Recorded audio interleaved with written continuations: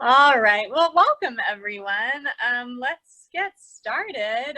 Reverend Ali or Reverend Cademan, do you have anything, or Lee, do you have anything that you'd like to say or share, or shall I just jump in and start chatting away?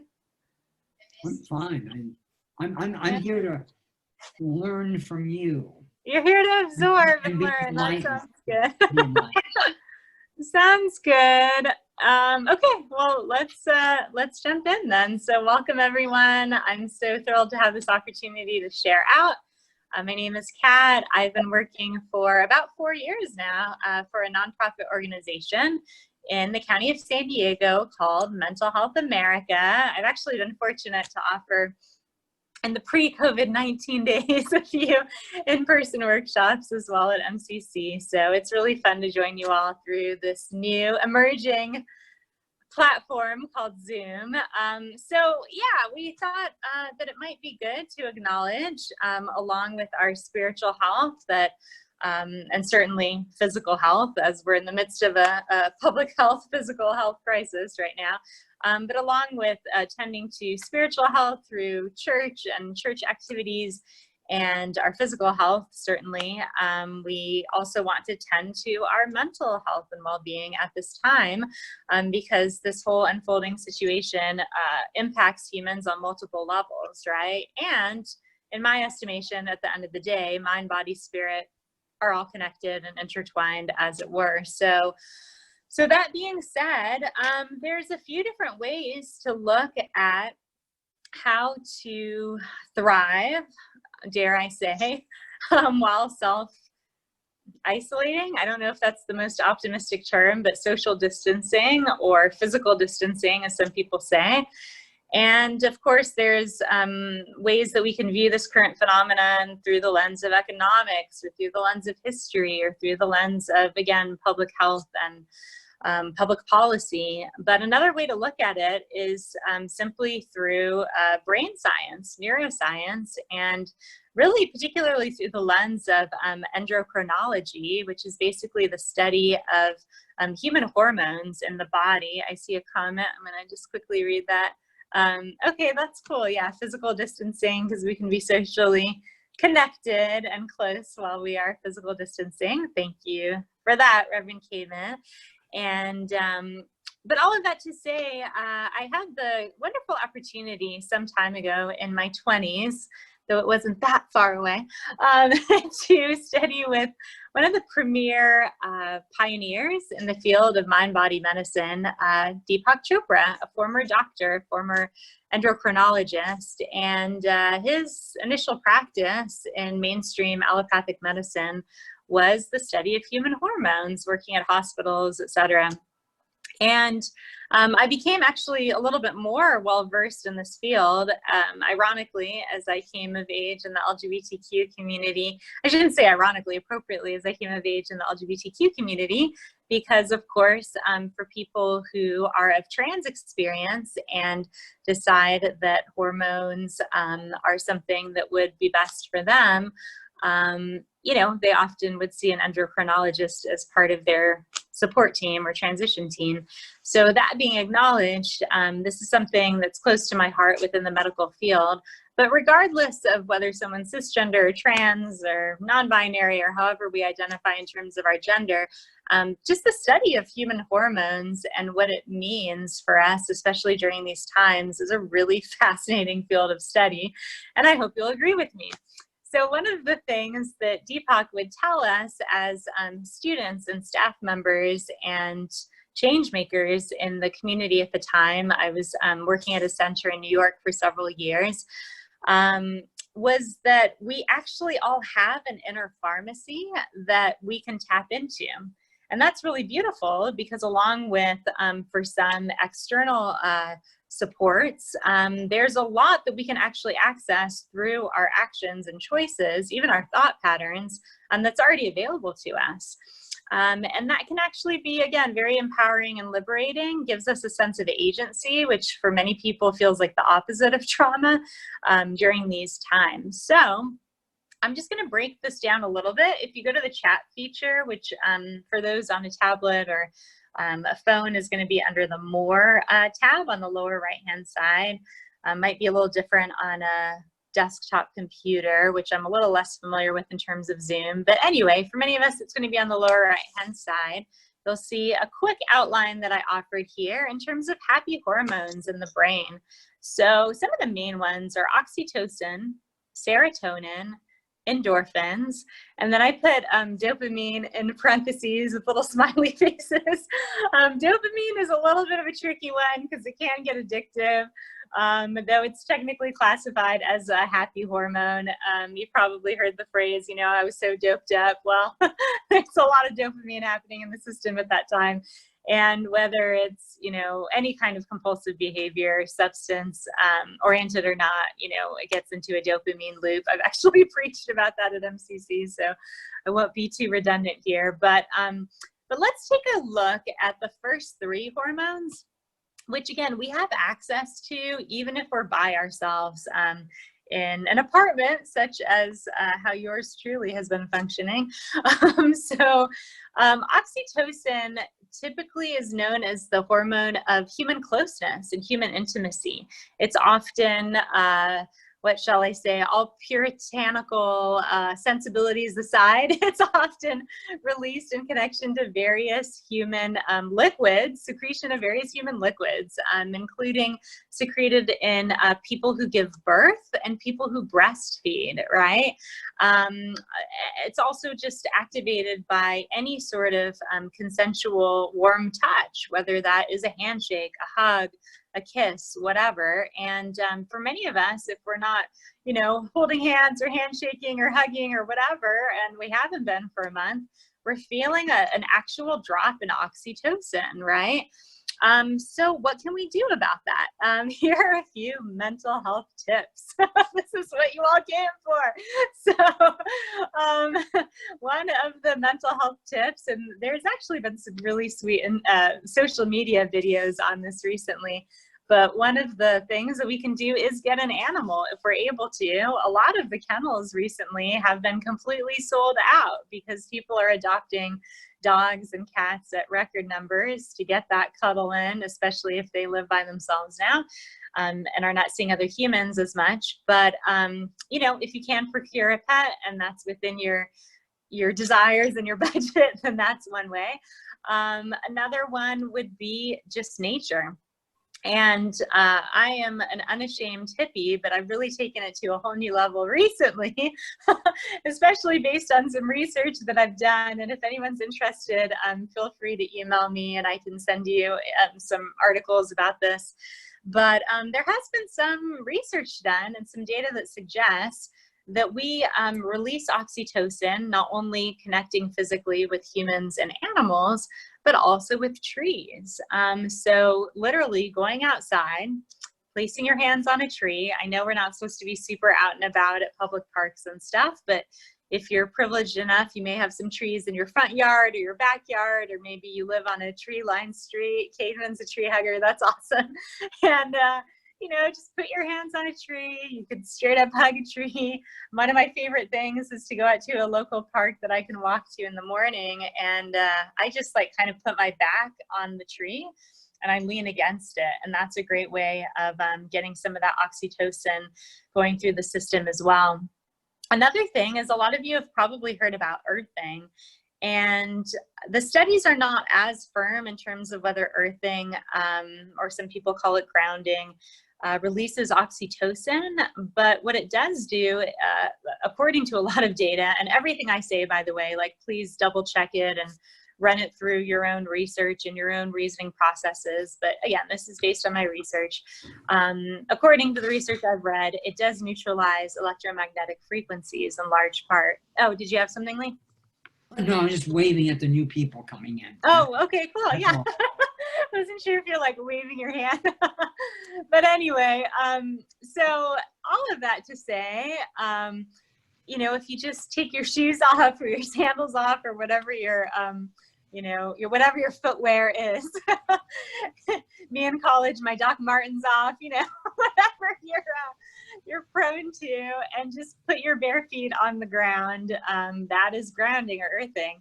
And even ideally, you know, you would put your feet in water like a pond or lake or ocean. You know, now they're prohibiting swimming and surfing, so that's a little bit harder. But, you know, post quarantine, it might be interesting to kind of take notes in that regard, that if you make a phone call, for example, and you're standing bare feet on the earth or even in water. I used to do this at a lake at a beautiful holistic health center that I used to go to and teach. Goalie and I would go there for the weekend, and I'd do some yoga and meditation work there. And they had a beautiful lake there, and I would just put my feet in the lake and I'd do all my calls from there because that helps to, again, neutralize those electromagnetic frequencies that come from cell phones, that come from tablets.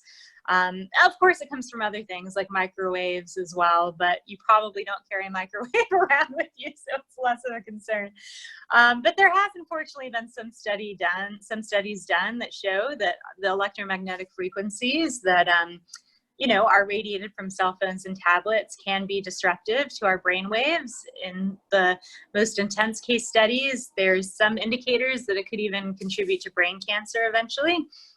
And the truth is, we don't really have a choice at this point as to whether we're going to be tied to technology or not. I mean, unless we want to be completely remote and isolated, most of us are using technology a lot more than we used to even. So yeah, the only way to really mitigate that I know of, other than some products you can buy online, which are like little stickers that you'd put on technology. But the main sort of natural and free way to do that is just through standing on the earth.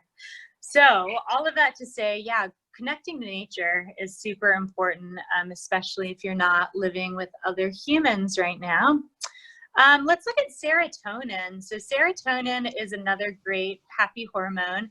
And by the way, one of the things that I find really empowering about this topic, which I've actually talked a lot about at drug and alcohol rehab centers and facilities, is that, again, the more that we recognize that we have this inner pharmacy, as Deepak puts it, the less likely we are to turn to outside stimuli, such as alcohol and drugs, which will give us some relief in that moment, but of course toxify our systems.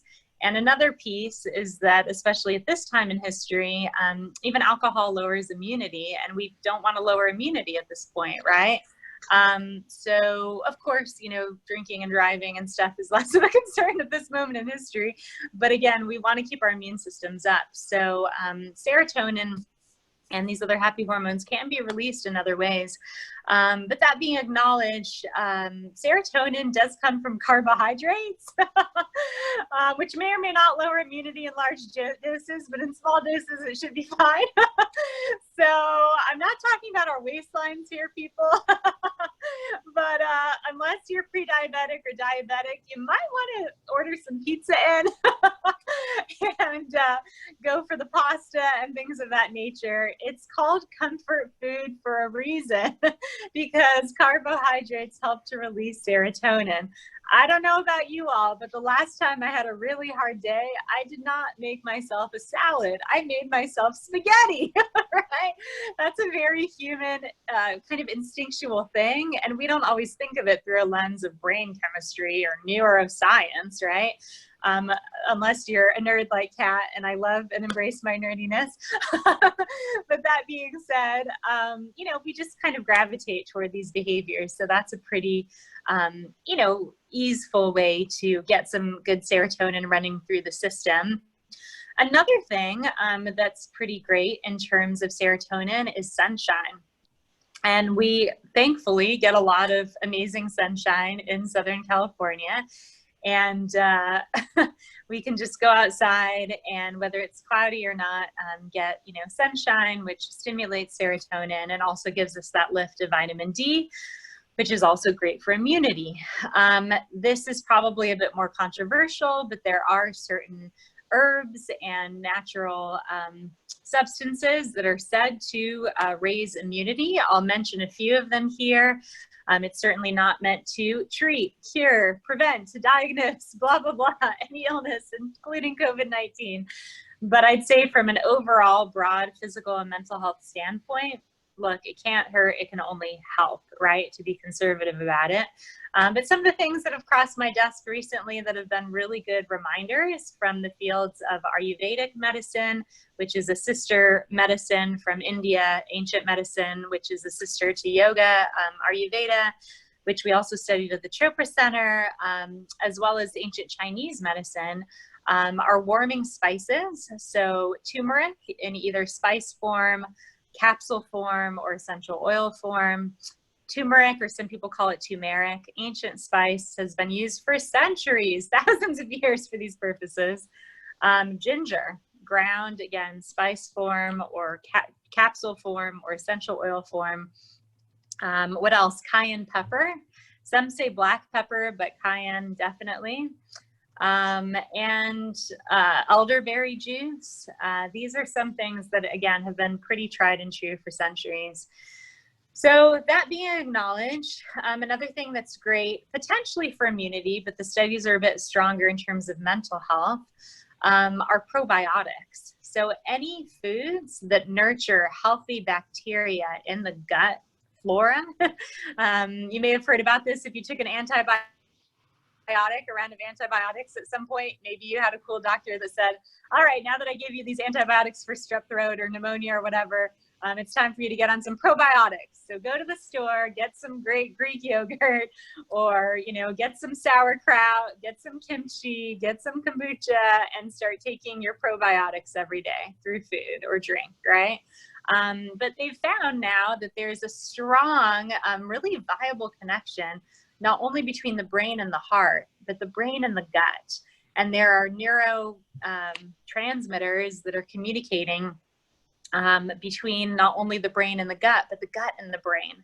And so again, if we have a healthy gut system with lots of, oh, kefir, yes, love kefir. That's like the champagne of probiotic drinks, though non-alcoholic. But yeah, kefir is yummy and sparkly. Thank you so much, Ellie. But all of that to say, yeah, if we have a good gut system, then I would even dare say we can trust our guts more and have a better mental outlook as well. Definitely a mood lifter. So let's see, what else do we have here? Endorphins. Endorphins are released through many different ways. And I want to say, like, the ways that I'm describing that we can release these hormones are not comprehensive. I'm really giving us the short list here. But that being said, in terms of endorphins, one of the best ways to release endorphins is, you guessed it, through laughter. It's hard not to say the word laughter and not laugh. Have you ever noticed that? Laughter. Try being really serious as you say laughter. Anyway, just saying. So there are some people who practice laughter yoga. That's a really cool thing. You could probably find some YouTube videos on that. But really finding any reason or excuse to giggle or laugh is going to be really important for us, not only for general stress relief, but also for endorphin relief.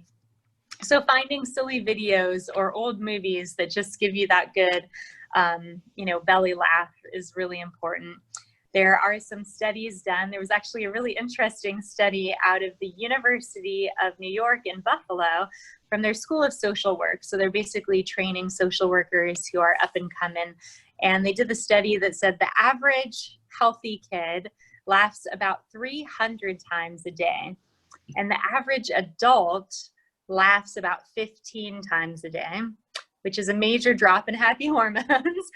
And the truth is, during these tumultuous times, I think some people might be laughing even less. You know, I just go to the store and people look so serious, and, which I totally understand and honor, but, that is a way to deplete some of our happy hormones. So, while, again, honoring and acknowledging and recognizing the seriousness of the times at hand, it's good to find those little moments to kind of make light of life in general. And then the other thing is exercise, which I like to call movement, because, it has a little bit less of a stigma to it. I've been approached by some people in my classes who say, they were made to exercise by their parents or doctors or whatever, and they just have a negative connotation with the word exercise. So I want to be trauma informed and acknowledge that. But movement in general of any kind, definitely stimulates endorphins and helps also with blood circulation and overall mental perspective. So probably the best thing you could do would be, you know, eat a piece of pizza and go out for a long walk in the sun while talking to your friend and laughing. So those are some of the things. And I would love to hear from you all if you want to add anything to the chat feature in terms of any activities you've been doing or just practices you've been engaging in that helps you feel better, whether it can be scientifically measurable or not, right? I know some people are really into crafting. I'm not that crafty, but that's very cool. Really, any creative acts tend to give us, again, that sense of agency, which in general is an antidote to trauma. I'm not saying it solves for trauma, but it kind of takes us out of that sense of life is happening to me, and rather, again, we're getting those creative juices flowing and we feel like I'm contributing rather than, again, life is happening to me or I'm at the effect of life. Oh, my wife just texted me. She said vision boards. Some of y'all know we love the vision boards, and that also helps with envisioning a future, right? David says, park by the ocean, the ions are calming. Yes, I'm glad you brought that up. So thank you, David. You know, the truth is whether we, oh, that's awesome too, Rich. I'll mention that next. Whether we can actually, you know, swim or surf or go in the ocean right now. One thing that's really fantastic is even if you're overlooking the ocean, if you're blessed enough to be on a balcony or veranda or whatnot, kind of nearby or overlooking it, you'll still be able to breathe in that sea salt air, which is very detoxifying to the lungs and to the whole system. And guess what? You can also breathe in some of those negative ions. Negative ions, actually, research this, it's kind of cool. Negative ions have a positive effect on the body. So we actually want those negative ions. And I was talking about grounding and earthing earlier, and negative ions are also supposedly released when we put our feet on the earth. They can actually go through the body, if I'm not mistaken, through the soul, from the soles of the feet through the body.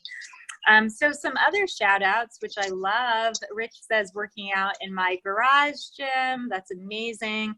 You also have a fabulous backyard, Rich, so you can chill in your backyard and, you know, move on your, your deck there. Working out in my garage gym. Okay. Behind La Jolla Museum of Art, David R. says you can park next to the ocean. Ooh, that is a fabulous tip. Thank you for that. Daily walk and maintaining a routine, says Lee. That's fantastic. You know, structure can be very soothing for people, depending on our personality, especially. Some people really thrive with more freedom. And for some people, that level of freedom actually feels overwhelming and anxiety producing, which is really common and normal. So yes, for some people, they're like creating even, you know, in their schedules, a general structure in the day and sticking with it. Particularly good if you got kiddos at home, right? But either way, you know, it largely depends on personality. Raymond says reading. David R. also adds that music is healing. Absolutely. There's some fabulous sound healing offerings online as well. If you go to YouTube and just look up sound healing. Nikki adds, when I did yoga teacher training, I was I love that, introduced to Abhyanga or self-massage. I'm so glad that you brought that up, Nikki. That's fabulous.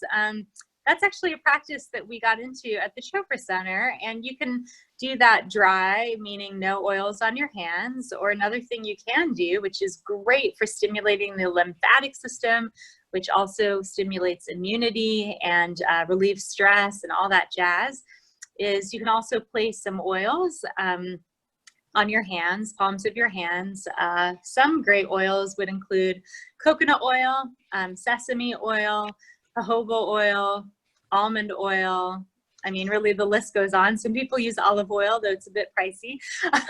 But you basically, another one is, oh, it's eluding me now. It starts with an A, but it'll come back to me later. But all of that, our arbor vitae, it's more of an essential oil, but it has like a woodsy scent to it, which is very calming for people. Argan oil, also very nutty and calming. But anyway, you can choose a fabulous oil and or an essential oil. Put some on the palms of your hands, and then you brush upward or rub upward on the skin, upward toward the heart. That's the main thing, especially if you have hypertension or other kind of pre-existing health conditions. You want to make sure that you're sweeping upward toward the heart. And again, great for the lymphatic system, immunity, stress response in general. So that's fabulous, and it just feels great. And also probably stimulates oxytocin. Pastor Dan says cooking has been calming for me. Yeah, you know, for some people, cooking is anxiety producing, but especially if we're not cooking on a schedule, it's really a fantastic way to relax and nurture ourselves and be creative, similarly to what I was talking about earlier with the DIY crafts and vision boards. Rich says good sleep. Also a wonderful time to not only detoxify the brain and other systems, but release happy hormones through sleep. In fact, some people say insomnia disrupts our hormonal, flow. Raymond says structure triggers me. Yeah, it's not for everyone. Absolutely. Good fruit. It's not good fruit. I'm mixing two comments together. Yes, good sleep. And then Pastor Dan says, and reap the fruit of your labor. Yeah. Well, the best thing would be to get a really good night's sleep and then have fruit in the morning. All right. So that being said, the other thing that I will end on is meditation and deep breathing. There is kind of a lot of psychological theory out there about reframing our thoughts and thinking more positively, a la CBT, cognitive behavioral therapy, and even some of the tools that are out there in terms of other forms of therapy like DBT, dialectical behavioral therapy. And that's great, right? But that's more if someone's having, in my opinion, a process where they're recovering from trauma, or they are just wanting to, again, kind of restructure their thought patterns and think more positively and maybe get out of a funk or even a depression. I'd say CBT and DBT solve really well for those things. But when we're right in the middle of stuff going awry, it's usually not that helpful to think, I'm just going to think more positively. It's like, the stock market crash, that's okay, it'll be better in a year. Like, it's not always going to make you feel better in that moment, right? And so sometimes we just have to, when it feels really out of control, we have to just go to the breath before we can work on the thoughts. Again, it's not going to work for everyone, because from more of a trauma-informed perspective, some people might get triggered by breathing deeply. It's like there's always going to be an exception to the rule. But I would say taking some really deep breaths is really key. And Nikki's adding to that EFT, yeah, emotional freedom technique. I am definitely a fan. And that's actually a really interesting practice, as it also relates to meridians in the body. And that even leads me to suggest maybe even looking into, for some, acupuncture, acupressure. That can be kind of a tricky thing in terms of acupuncture at this time. But acupressure is something that we can all really kind of help, practice at home even. And we are getting some feedback as well from Nikki that, oh no, not Nikki, I'm sorry, Allie, the EFT helped with the healing of one of my past traumas. Yeah, fabulous. Love that. I'm so glad that that worked for you. That's amazing, Nikki and Allie. It might be fun at some point to do like an EFT ministry. Maybe one of you could do a workshop on that. But someone is also saying, oh, Nikki says there are some great YouTube videos out there. Yeah, absolutely. So that being acknowledged, let's just end by practicing a little bit of deep breathing. And before I leave you in a quick deep breathing, I'll also mention that at the top of comments, I also offered a link to an online yoga and meditation program, which I was honored to launch about 3 weeks ago. It's got classes pretty much every day of the week, including some holistic health techniques. And you can also get telehealth appointments through their acupuncturist and holistic healer there. She's doing it distance healing, so to speak, now. But she's really fabulous, Melissa Lone. She's the owner of On Point Acupuncture and Wellness. And yeah, we brought all of our wellness classes online 3 weeks ago. So if anyone's interested in joining weekly classes, you can drop in per class or do a monthly pass, which is really fabulous. So yeah, check out that link if you're so inclined and join us. But that being said, oh, Caitman is offering something. Yeah, thank you so much, Caitman. I appreciate the compliment. But yeah, let's end with some deep breathing. And I just want to give you a little bit of context just in terms of the cranial nerve, and then I'll get to your comment at the end of the call, Nikki. But I mentioned at the top of the chat comments that there's a really wonderful nerve that I'd love you all to learn about. It's called the vagus nerve, and this was a pretty big game changer when I found out about the vagus nerve. It sort of sounds like Las Vegas, but it's not spelled the same way. It is spelled V-A-G-U-S. Oh, thank you, Allie. V-A-G-U-S. And it's also sometimes known as nerve X in like Roman numerals, X, which is basically 10, or sometimes it's called the 10th cranial nerve. But without getting too technical about it, it's a major nerve, and it goes from our brain through our thorax, through our abdominal region, all the way down to the gut. And so it's one of the main connectors between the gut and the brain. And the fabulous thing about, thank you so much for reposting, Allie. One of the fabulous things about the cranial nerve, or the 10th nerve, is that it's a pretty magical nerve when we breathe out, and if we exhale out very deeply, especially with a sigh, like an audible sigh, which again, a lot of people do instinctually anyway after a hard time or a hard day, right?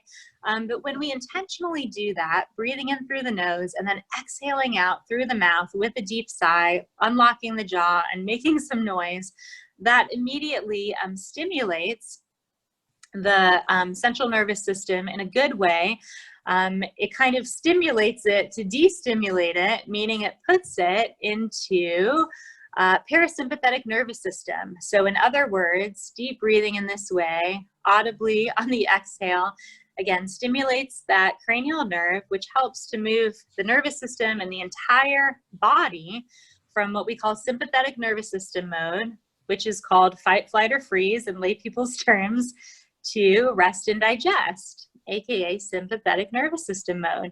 And when we are in trauma, whether it is acute trauma in the moment or a trauma response, like, you know, PTSD flashbacks or something like that, we are inevitably in that sympathetic nervous system mode. So again, how do we get out? It's often the thoughts following the breath rather than the breath following the thoughts, if that makes sense. So let's just end on that. Let's go ahead and take a few deep breaths together. And you might want to make sure that you're muted unless you're totally not self-conscious. You're going to hear my ugly exhales. I don't believe in ugly crying. I think all crying is beautiful, but some of my exhales get a little funky, but I'm not self-conscious. But if you are, mute yourself in case you're not muted. But that being said, I don't care either way. But that being said, go ahead and sit comfortably and just notice your breath for a few moments here. Natural inhale and exhale of the breath. Just witnessing the breath as it naturally ebbs and flows.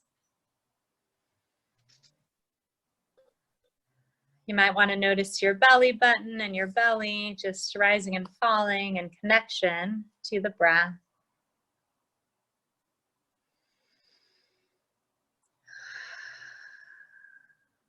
Good, and now we're just going to focus practicing inhaling through the nose. You might want to slightly enlarge in your nostrils to accommodate a deep breath.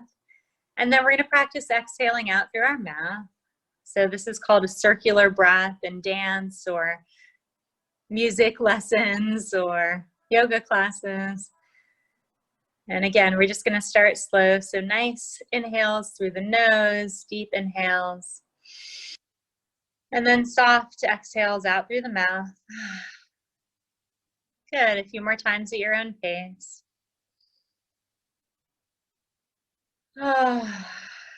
Next time you see a news briefing, you practice your deep breathing like this. Okay, breathing in through the nose. Exhaling out through the mouth. Good. Using those diagonal muscles, those diaphragmatic muscles, to really support you in that deep breath, making it a dynamic, physicalized breath, right? Because if we really consider it, deep breathing is the opposite of what? It's the opposite of an anxiety attack or a panic attack, right? So if you start feeling those thoughts really circulating at a rapid pace, and maybe your breath is moving upward toward your chest or your throat, that's when we reverse the breath and go into that circular breathing. That can even, in some cases, stop a panic attack or an anxiety attack from unfolding, right? Not always, but sometimes. And now we're going to take it to a whole new level, which is we're going to inhale deeply through the nose. And then again, we're going to drop the jaw downward, maybe even wiggling it around a little bit. And then exhaling out with an audible sigh. So really fully moving into that parasympathetic nervous system response. So here we go. Nice deep inhale. Exhaling out, dropping the jaw down. Good. Feels so good just to relax and let go, right? A couple more times at your own pace. Breathing in. Nice dynamic breath through the nose, and then exhaling out, letting it all go.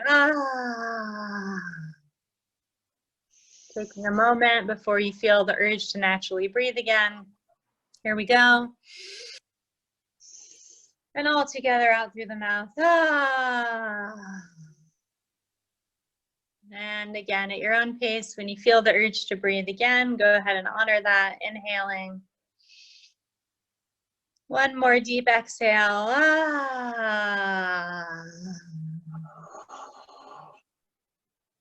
Good, and then just letting yourself rest in the afterglow of the deep breathing. And just close your eyes if you're comfortable doing so. And thank yourself for investing in your wellness, for making this choice to come to this workshop, to come to this class today and learn some new things perhaps about yourself and what you can do in terms of shifting your lifestyle in a super healthy way at this time. Thank you, self. And really, it's been such a pleasure to hang out with you all. Thank you so much, Allie. So wonderful of you, and Cademan and Dan and Lee as well. Thank you to our cherished guests here. Thank you, Bruce and David and Jude and Nikki and Raymond and Rich and David and Goldalee and all the people. And hope to see you all through Zoom soon. I've been enjoying the rosary calls and the contemplative prayers, and you know, all these Zoom calls are great. So thanks, everyone. Thank you, Kat. Thanks, Kat. Be well. Thank you for tuning in from New York. What an honor. Thank you. Thank you. Thanks, everyone. Have a good Very evening. helpful. Many blessings. Thank you. God bless. Take care. Thank you. Okay. Bye, everyone. Bye. Thank you.